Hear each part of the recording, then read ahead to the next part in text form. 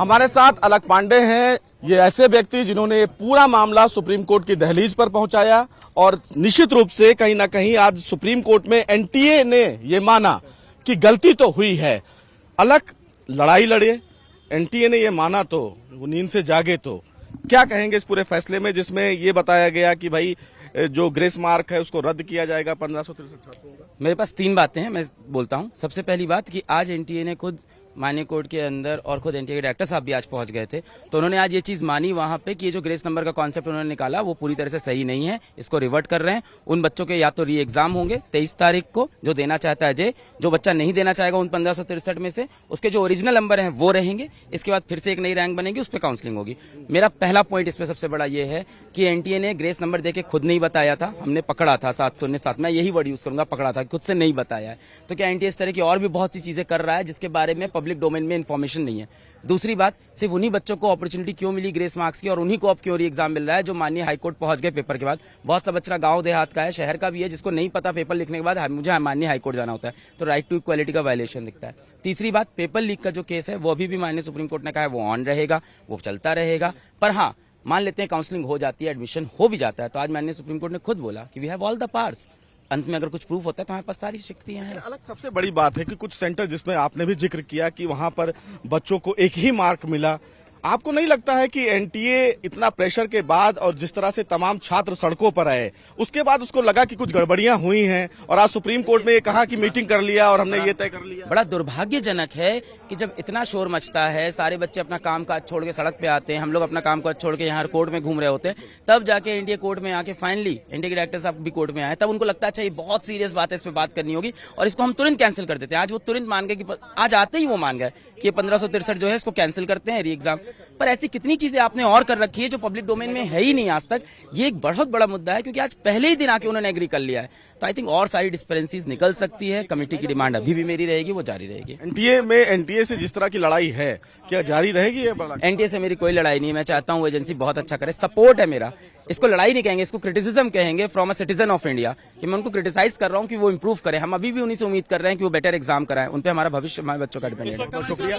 साफ तौर से अलख पांडे की तरफ से सीधे तौर पर इस पूरे मामले में एक बड़ा सवाल कि एनटीए ने फिलहाल अपनी गलती मानी। भले ही ग्रेस मार्क रद्द करने की बात कही जा रही हो 1563 बच्चों का, लेकिन अभी भी बहुत सारी चीजें नेट में हैं जो अभी विवादों में रहेगी, जिसका फिलहाल चर्चा 8 जुलाई को किया जाएगा। लेकिन साफ तौर से सुप्रीम कोर्ट में एनटीए की तरफ से 1563 बच्चों के ग्रेस मार्क को रद्द करने की बात कही गई और 23 जून को दोबारा परीक्षा कराने की बात कही गई। कि सुप्रीम कोर्ट में एनटीए ने आज पहली बार मान लिया कि वाकई कुछ गड़बड़ियां हुई हैं और इसीलिए 1563 छात्र जिनको ग्रेस मार्क मिला है वो रद्द किया जाएगा। लेकिन ये छात्र हैं जिन्होंने परीक्षा दी है और क्या दिक्कत है, इन्हीं से पूछ लेते हैं। 1563 छात्रों के ग्रेस मार्क को रद्द करने के लिए एनटीए ने कह दिया। आप परीक्षा दिए थे, कितना मार्क आपको मिला? सर मेरे 650 नंबर हैं, जहां हम पिछले साल तक 650 नंबर को पेडेस्टल पर रखते थे। 640 650 नंबर वाले से जूनियर्स आके पूछते थे कि हम इतने नंबर कैसे लाएं। वहां हमें आज कॉलेज नहीं पूछ रहा है कि मेरी 30,000 रैंक है, जहां मेरी 7-8 हजार रैंक आनी चाहिए थी, मेरी 30,000 रैंक है। मुझे पूरे स्टेट में तो छोड़ दो, आप पूरे इंडिया में कहीं कॉलेज नहीं मिलेगा। अब अगर हम उन 1563 बच्चों को हटा भी दें तो हमें तो जस्टिस नहीं मिला। अब वो जो पेपर लीक करके जो डॉक्टर बन रहे हैं, क्या वो हमारे देश के फ्यूचर को आगे बढ़ाएंगे? क्या वो हमारे देश के लिए अच्छा काम करेंगे? हम जो डिजर्विंग कैंडिडेट्स हैं, हमें अगर मेडिकल कॉलेज में सीट नहीं मिलेगी तो ये कैसा जस्टिस है? गवर्नमेंट को इसमें स्टेप लेना पड़ेगा। रीनीट दोबारा से ये एग्जाम होना चाहिए, क्योंकि ये मुद्दा भटकाया जा रहा है 1563 बच्चों की तरफ, जबकि ये बहुत बड़ा स्कैंडल है। ये पूरा रिजल्ट मैन्युफैक्चर्ड है, एनटीए भी इसमें मिला हुआ है, वरना ऐसा आज तक कभी नहीं हुआ कि 2 दिन के लिए विंडो ओपन हो, 10 दिन बाद विंडो क्लोज होने के 10 दिन बाद दोबारा से रजिस्ट्रेशन के लिए। अब जो बच्चा 2 साल से 3 साल से प्रिपेयर कर रहा है, क्या वो विंडो क्लोज होकर दोबारा रीओपन होने का वेट करेगा? काउंसलिंग शुरू हो जाएगी तो शुरू हो गई। हाँ, काउंसलिंग 6 तारीख से शुरू हो रही है, 8 तारीख को सुप्रीम कोर्ट की हियरिंग है दूसरी। अब एक बार काउंसलिंग शुरू हो गई तो हमारे फैसला को हमें जस्टिस कौन दिलाएगा? क्या आप उस काउंसलिंग को रद्द करके हमारा दोबारा से एग्जाम करवाओगे?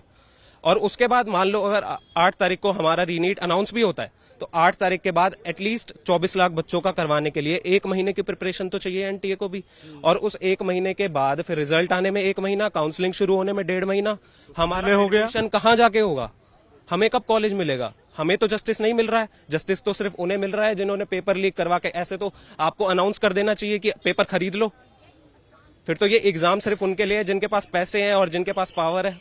तो मेंटली प्रेशर भी आप लोग झेल रहे होंगे और ऑब्वियसली हमें पता है, मेरा ये तीसरा अटेम्प्ट था। एक ड्रॉपर के ऊपर जितना प्रेशर होता है वो हम जानते हैं, हमें भी पता है, हम 3 साल से प्रिपेयर कर रहे हैं, हमें पता है स्टेटिस्टिक्स क्या है इस एग्जाम की। अब आप एकदम से 2-3 टॉपर से 67 टॉपर बना दोगे तो हमें नहीं पता क्या कि कैसे होता है एग्जामिनेशन, क्या मोरल ऑफ कंडक्ट है, क्या एग्जामिनेशन का। अब इतना भी अब लोग बोल रहे हैं कि लेवल कम था एग्जामिनेशन का। लेवल कम नहीं था, कहीं से भी लेवल कम नहीं था, सेम लेवल था एग्जामिनेशन का। फिर भी इतने ज्यादा टॉपर क्यों आ रहे हैं, ये सवाल है। और मान लो अब एप्लीकेशन जो ब्रोशर निकलता है एनटीए का नीट को लेकर, उसमें उन्होंने 7 पॉइंट दिए थे टाई ब्रेकर के लिए कि अगर सेम मार्क्स आते हैं किसी के तो हम कैसे टाई ब्रेक करेंगे। पहले हम बायोलॉजी के मार्क्स कंसीडर करेंगे, फिर फिजिक्स के, फिर केमिस्ट्री के, फिर उसके बाद उन्होंने कल वाले एफएक्यू में एक सवाल पूछा जा रहा है कि 1563 बच्चों का जो ग्रेस मार्क है, ग्रेस मार्क की ही बात बार बार कही जा रही है कि ग्रेस मार्क गलत तरीके से। ये मुद्दा भटकाया जा रहा है पेपर लीक से। ये पूरा जो मुद्दा है ये पेपर लीक का है, वरना ये कम से कम 15 से 20 हजार बच्चों का मुद्दा है। वरना इतनी रैंक इन्फ्लेशन हमने किसी साल में नहीं देखी। आप देखिए 2015 में सुप्रीम कोर्ट ने बोला था कि एक बच्चे के साथ भी अगर अनफेयर हुआ है तो पूरा एग्जाम दोबारा करवाना चाहिए। अब इस साल 610, पिछले साल कट ऑफ थी 610 से लेके इस साल 660 कट ऑफ है। 610 से 660 के बीच में कम से कम 50 हजार बच्चे हैं और इन 50 हजार बच्चों के साथ इनजस्टिस हो रहा है। तो एनटीए को उस वाले सुप्रीम कोर्ट के फैसले को भी वो करना चाहिए था और रीनीट करवाना चाहिए था, लेकिन उन्होंने वो चुना 2018 वाला जो उनके फेवर में जा रहा था, उसको भी उन्होंने पार्शियली यूज किया। सुप्रीम कोर्ट ने बोला था कि हमको 2 दिन के लिए पूरी विंडो ओपन करनी है और 2 दिन के लिए विंडो ओपन करके हर एक कैंडिडेट से हमें पूछना है कि उनके साथ कुछ गलत हुआ है या नहीं हुआ। जिसमें कि पहले 25 बच्चों ने रिट पिटीशन फाइल करी थी, उसके बाद 5600 हो गई थी जब ये 2 दिन के लिए विंडो ओपन की गई थी, जो कि 200x नंबर बढ़ गया। अब जैसे एनटीए बोल रहे हैं कि 1563 बच्चों ने रिट पिटीशन फाइल करी इसलिए उन्हें ग्रेस दे दिया गया। अब अगर हम यही डेटा इस एग्जाम में लगाएं तो 3 लाख बच्चों को ऐसे तो ग्रेस देना चाहिए।